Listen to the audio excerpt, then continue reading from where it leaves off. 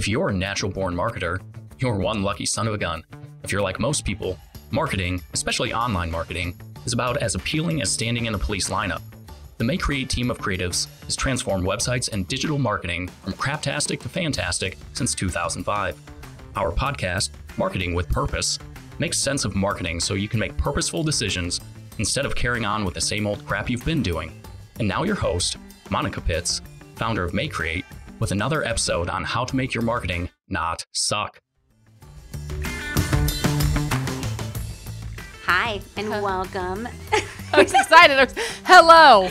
Woo! Katie is like on point right now. I got water bottle number 2. Yes, she is ready to record the second podcast of Marketing with Purpose. Yeah, it's a pretty big deal. So I'm Monica Pitts, and I'm with Katie Gwynn. And today we are breaking down part of the Big Six. We talked about the Big Six in our last podcast, and those are the 3 big types of online marketing that people think of when we say online marketing. You said 3. Do you mean 6? I mean 6. Okay, good. I I was like, did we math- just lose 3 big areas of online marketing in this little amount of time? Oh my gosh, my math is so bad, Katie. You don't even I think it's just the human brain, too. And that's okay. We've all got one. I have to break out my calculator to like count how many toes I have. 1. Wow, that just is really 1. building confidence Yeah. that I have any idea what I'm going to talk about in this podcast. No, Thanks for that's- sticking with us. You know, it's the online marketing is your strong suit, not counting toes. Yeah. That's okay. All right. We've already derailed. The Big Six. Mm-hmm. When we talk about the Big Six, we're talking about website, email marketing, paid online advertising, social media, blogging, and directory listings. And today we are going to focus on blogging. It's the kind good, of my favorite kind. the okay, and the ugly. And we've been blogging a really long time. I think we started our blog back in 2006. And we can touch on later on here in this episode. We can touch on how I felt like I almost killed it, but I didn't. And we'll talk about that. You felt like you no. I know. You killed our blog? No, because we'll talk about why you really can't kill it once you start. You know, it's still there. My gosh, I didn't know you killed it. I didn't kill it. I thought I had a fear that I had killed it. Remember? Okay. You remember when I started and we were like, do you remember that time when we blogged? But then I started and like we never blogged because we just didn't have it worked out into our schedule or whatever. Oh heavens. It felt like I killed it, but we're going to talk about why it wasn't dead. And we got back into it and it's fine. All right. You know, Katie, I just thought of something pretty valuable. What's that, Monica? Or would it be invaluable? I would say both because they kind of mean the same. One means valuable and the other one means like so valuable I can't even put a value on it. So either one. Go on. Thank God I have you. Now, the real question is, how do you spell either one of them? Do we have time for this? No, we Okay. don't. What I was going to say is we cover this topic in depth on our blog. Many different angles, from technical to To Philosophical. generating ideas and all of it. Like, imagine that covering blogging on a blog. It's kind of novel. If you would like to physically read articles about blogging, you can head on over to mayecreate.com/blog, MAYECREATE.com And we do have time for spelling. /blog. There you go. No, I'm sorry. I didn't let you spell. And over here, I'm just spelling my little face off. My feelings aren't too hurt. Moving on. Each piece of content on your website is like a door to welcome visitors. Now, if your website only has 5 doors or 5 pages, if it only has home, about, service, team, and contact, there's only 5 ways that you can optimize that website and welcome visitors in through those 5 doors.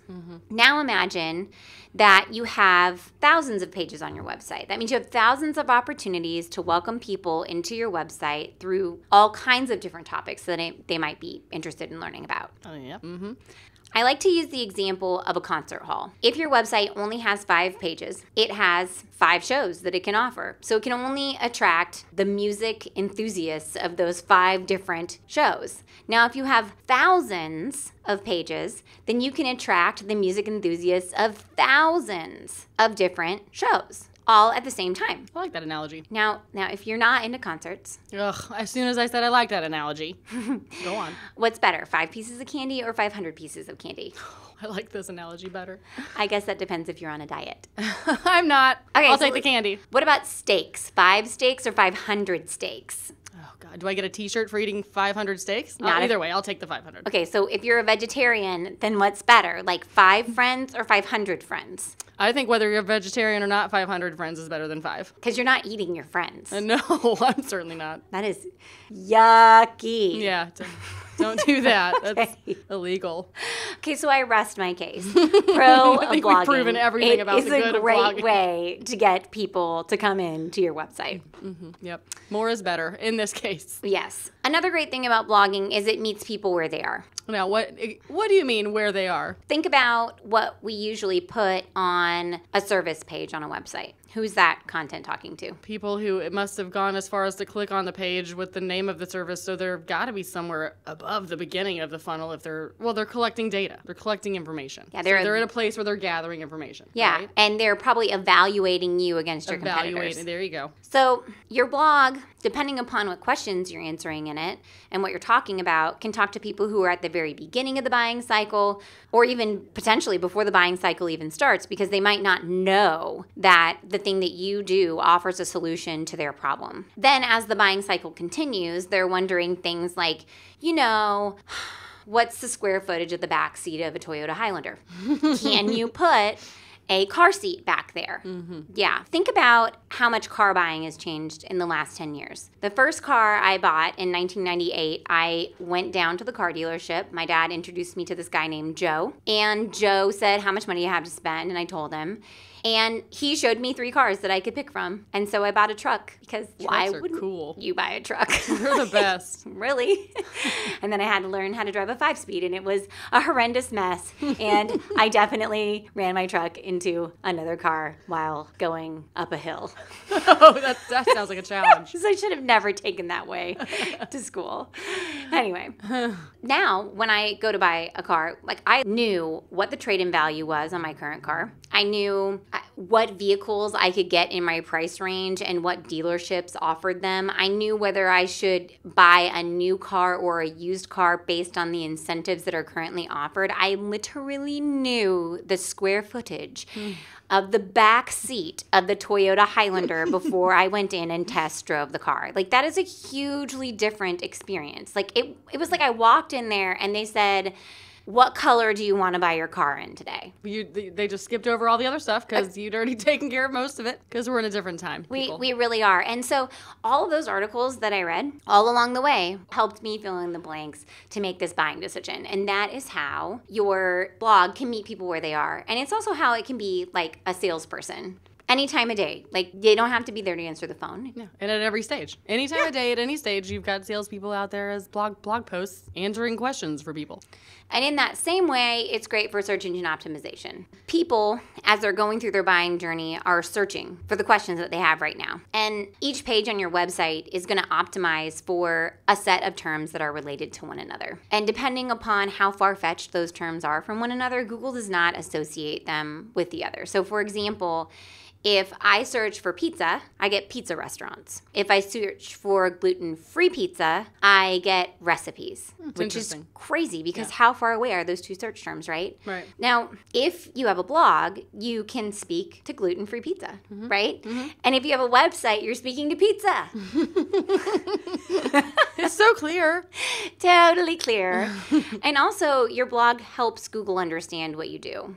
So when you blog over a specific subject matter all the time, your blog is connected to your website, or heaven help you, it should be connected to your website. And if it's not connected to your website right now, we really need to have a conversation about how we need to move it into your website, because you can't get any of this good mojo if it's like living out someplace else. Right. So move it in. Move it in. Move it in. It's time to make the commitment. Yes.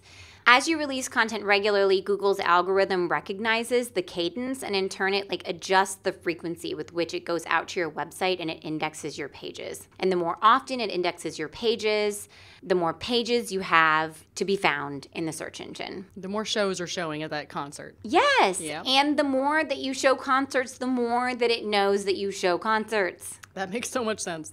That's why it's so difficult when some of our clients come to us and they add a career section to their website.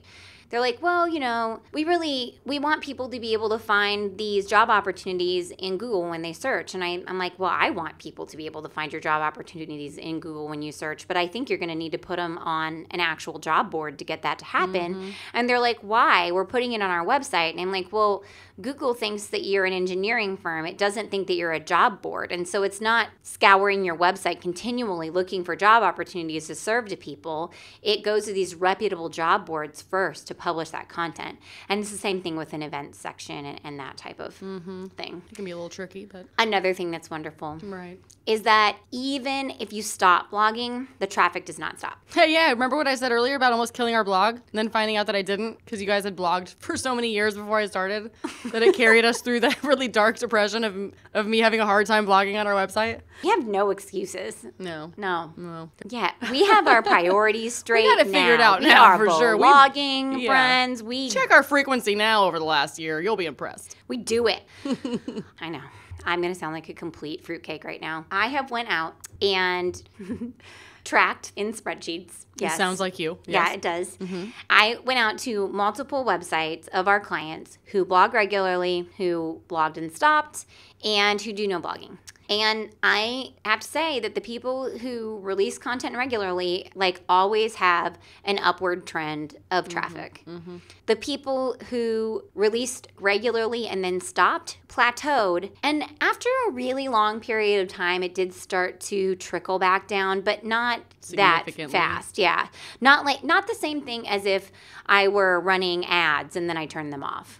That's immediate. That's like cutting off your traffic immediately. I mean, that's pretty cool. Yeah, that is really cool. You earn traffic that is related to the thing that you do, and you don't have to pay for it month over month. It just Not keeps with money. coming. Not with money. No, But and we'll get there. And it compounds, right? It has a multiplier effect. It just keeps getting more and more. I think the current statistic is 1 in every 11 blog posts, somewhere around there, is a compounding blog post. So, for every 10 to 12 blog posts you're writing, you could have one that's continually building traffic, even if the other ones are just not that great. For example, we have a client who they wrote a blog post over the cost of LASIK because they're a LASIK surgeon. And that blog post brings in 1,500 visitors to their website a month. That's pretty good. Which is awesome. Yeah. And they published that blog post in 2014. And then they didn't publish anything else. Until when, Monica? Hey, that one worked. That one. Hey, if all you had to do was post one blog post. Right. I mean, that's a pretty good one. We pay Google thousands of dollars to bring that many people to their website through AdWords every month. And that one blog post Just keeps bringing them in. Boom. Yeah. I mean, it's a big subject. A lot of people are looking for it, but it's a good point. Now, transitioning into the okays of blogging, because right now it probably sounds like everything that you ever needed to do. It is so amazing. You should start blogging right The answer now. to all of your online marketing woes is blogging. That's what it feels like. How would we even have any other types of online marketing that we need to talk about? Because Why would we do blogging is great. You're done. Woo! That's not true. No.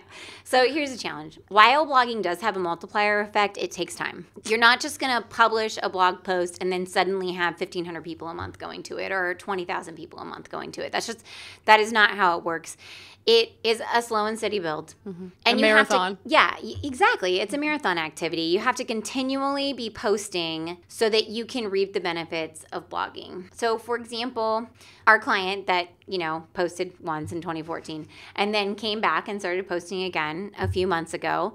I just looked over their traffic, and the first month, their blog posts brought in 30 visitors. And the next month, we had more blog posts out there, but they brought in 50 visitors. And over the past 3 months, they brought in over 300 visitors, which is awesome because that will continue to go up every single month. And then they don't have to pay for that traffic. Right now, we've been running ads on Google to catch people in the early buying phases of LASIK, asking questions like, does it hurt? How long does it take to recover? And who can get it? Well, those things can easily be answered in a blog post. And a savvy web visitor probably would not click on the ad anyway. So in this way, they can get all that traffic, but it takes time. Like I said, it's a slow and steady build. So it's not like just turning on an ad and suddenly having hundreds of people at your website. Yeah. It takes time to Like build. anything worthwhile, as they say. I suggest starting with a minimum of 4 blog posts a month. People will be like, well, Monica, we don't have a lot of time. I think it would be better than doing nothing if we just did 1 blog post a month. And I'm just kind of want to be like, all right, if you're only going to do 1 blog post a month, then let's just pay money and run ads. Right, because it would take how long to get a significant return on the 1 a month? 1 out of every 12 blog posts has the possibility of So your 1 blog post for the year, you get 1 a year. Yeah, maybe. You might. Compounding. Gotcha. That's a good way to look at it. That's painful. Yeah, a painful way to look at it. So avoid that part. So I feel like if you can release 4 blog posts a month, you are getting ahead of the curve. Now, if you go out and you visit and look at all of the awesome metrics at HubSpot, they say that like the sweet spot is around 13 a month. And there was a year that Maycreate released 13 blog posts a month. It was crazy. We got so much more traffic. It really did. Yeah. I mean, we're getting into, I think, between 6 and 9 a month now, and even then is more than it was before. But it just keeps compounding. It's so good. And then we were like, this is not sustainable. But we build up a great base. And some of those blog posts, email newsletter do's and don'ts. Oh man, or the Coca-Cola, the 3 things to learn from the Coca-Cola marketing campaign. Yes. Consistently like a top. Great construction websites. Yeah. These things like bring in hundreds of visitors to our website every single month, sometimes thousands. It depends on which blog post it is. Mm-hmm. But those took time. Yeah, it took time. And so here's the deal. It didn't happen overnight. While blogging is incredibly awesome. Remember, I just told you that you have to probably it's the only do thing at you least need. Just kidding. It's not the only 4 thing. blog posts a month. Right. The ugly of blogging is that it is a huge time suck. Depending upon how, I guess, if you're somebody who is a great writer and can roll this stuff out fast, then yeah. I mean, that's you could always say there's a super efficient way to do it. Oh, there's totally more efficient ways to do it. But it still takes time. Maybe we should tell them some more efficient ways to do it. Oh, you mean maybe voice recognition software or something like that? Or are we talking hiring more people to do it? There's a number of ways. But we'll talk about it. Yeah. So first, let's finish with the unicorns and rainbows and the banishing and the sadness. Okay. So I find at my office, it takes our people someplace between 2 and 6 hours to write a blog post. It depends on how long it is and how comfortable they are with the subject matter. Let's just say, let's meet in the middle, and let's say it's 4 hours on average. And that's with Katie also putting them into the website. Yeah, that includes publishing. Yeah, and we write 2 social media posts from them. Mm-hmm. So, we're doing a little bit more than just writing a blog post. We have to find images. And yeah. There's little pieces. Yeah. It all adds up. All right. So if we were going to post 4 blogs a month, and it was going to take us 4 hours each to do them, that would be 16 hours a month that we need to invest. So you need to ask yourself, do you have 16 hours a month to invest in blogging? You or your team. Yes. I'm going to freak you out. It doesn't have to be you all by yourself. You're right. It does not have to be you all by yourself. But in terms of... It's time. And I don't want to freak you out and make you never blog. I just like to walk into a situation with a real expectation of what you're doing to understand what it is. Yeah. All right. So we said that there are ways at Maycreate that we streamline blogging. Mm-hmm. Let's talk about some of those ways. Okay. Well, I know that we've kind of, I think it started with kind of segmenting whose strengths were where. And then, once you started dictating blog posts, and again, we talked a little bit about 2 to 6 hours per post. So if Monica were to want to cover a topic that she's extremely familiar with, she would just dictate something in 15 to 45 minutes, just depending on what it is, how long you want to go with it. And then you find someone who's got the open time to edit it, who speaks Monica-ese, and can edit it, and then once you've got it edited, it's, compared to writing it from research and scratch, that it's a 2-hour process to get it ready for publishing versus 8. Yeah. Depending, maybe 8 includes publishing, but we started out where, first off, we have a blog calendar. We know what's being published when. We think up all these subjects ahead of time. When clients ask questions, especially through our sales process and in account service, we write those down because those are the questions that people are asking when they're searching online too. So starting with a plan is important because when you sit down to blog, it's hard to think of what you want to write about. It's easier to go to a list and just pick one of these topics that you can just start rambling about. Agreed. Okay, maybe not rambling, but in an organized way. Depending on the topic, maybe. Yes. We do like the occasional rant blog posts. Those are so fun. We use Google Sheets to manage our content calendar. And then we use a project management system called Active Collab to pass the information back and forth to keep ourselves organized. Though really, if we didn't already have Active Collab, I think we could easily manage it through Google Sheets and it would be okay. My personal process, well, what we used to do is Katie would sit down with me and she would interview me and she would take notes and then she would try to write in my voice, which was a lot harder than it sounds. When she first came to us, I mean, you had all kinds of experience with email marketing, but you didn't have all kinds of experience with web design. And we spend so much time blogging about web design that it was a lot of education back and forth. Then I had this like moment and I'm like, what? I don't have to type it. I can say it, and something else will type it for me. Modern age. It's crazy. Something besides Google Voice. Yeah. Oh my goodness. Yes. Yeah. So I did a bunch of searching and I found this really neat dictation software. And you can use it on your phone. You can use it online. It's in the cloud. You can share the document with other people. You can export it, both the audio and the text. It's called Otter. You can go to otter.ai, artificial intelligence. I'm looking at you and you got that from memory. Yeah. It takes me forever to remember. Because I've typed it in so many times. Right. And it is an artificial intelligence software, so it does a pretty darn good job of picking up the things that I say. So here's what I do. I think through my topic, I write an outline. Then, using the dictation software, I write from my outline, or I answer the questions in my outline. Right. If it's easier for you to answer questions, then write the entire outline in questions and answer them using the dictation software. Usually then I take that dictation and I edit it back because I've probably rambled and ranted and maybe made a mess out of half of it. So I literally pull it back to the pieces that I like. I add in the other pieces that I need to add back in, and I dictate it again. And from there, I usually have a pretty workable script that I hand over to Katie, and then she can edit it for me, or another member of my team might do it too. Yep. And then I think it's usually 15 minutes of editing. It's great. On a really good day. Yes. So it's little things like finding apps that will help you do this work, getting organized beforehand, blocking off time in your calendar, and then using resources like your team and their strengths. Like one of my non-strengths is spelling. Yeah. It is.